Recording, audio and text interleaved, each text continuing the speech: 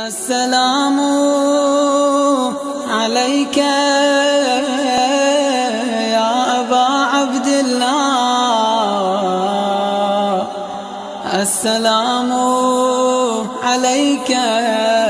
ابن رسول الله۔ بسم اللہ الرحمن الرحیم۔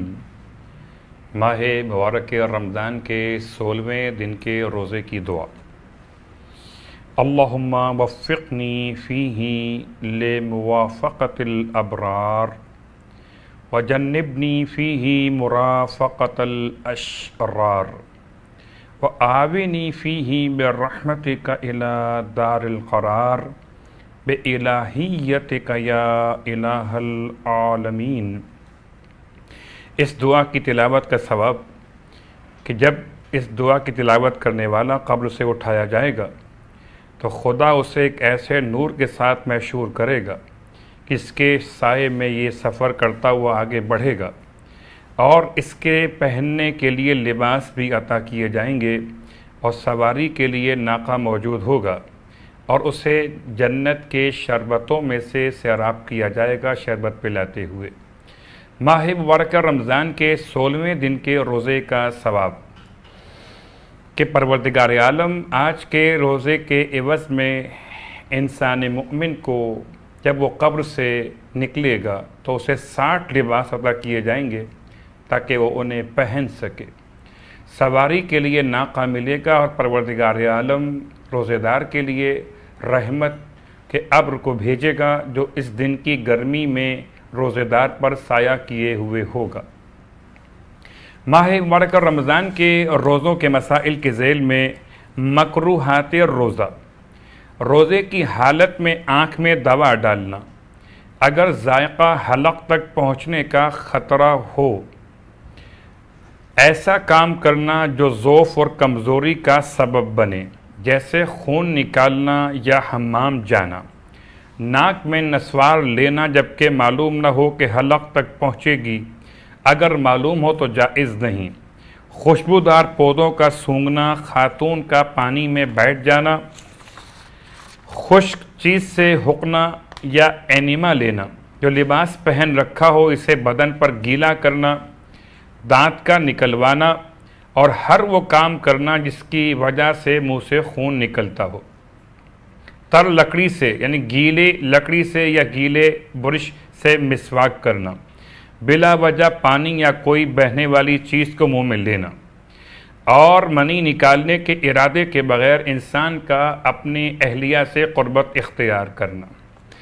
ماہ مبارک رمضان کے حوالے سے جو 16ویں رات کے اعمال مولائے متقیان علی ابن ابی طالب علیہ السلام نے ارشاد فرمایا کہ اس رات میں 12 رکعت نماز جو پڑھے گا 2 رکعت کر کے، اور ہر رکعت میں الحمد کے بعد سورہ تکاثر 12 مرتبہ تلاوت کرے گا، تو وہ اپنی قبر سے اس حال میں نکلے گا کہ وہ سیراب ہوگا اور اشہد اللہ الہ الا اللہ کہتا ہوا باہر آئے گا، یہاں تک کہ میدان قیامت میں داخل ہوگا، اور حکم دیا جائے گا کہ اسے جنت میں بغیر حساب کے داخل کر دیا جائے۔ اس رات میں اللہ کے رسول یہ دعا تلاوت کیا کرتے تھے: یا اللہ یا اللہ یا اللہ یا اللہ یا اللہ یا اللہ یا اللہ، یا رحمان یا رحمان یا رحمان یا رحمان یا رحمان یا رحمان، یا رحیم یا رحیم یا رحیم یا رحیم یا رحیم یا رحیم یا رحیم یا رحیم، یا غفور یا غفور یا غفور یا غفور یا غفور یا غفور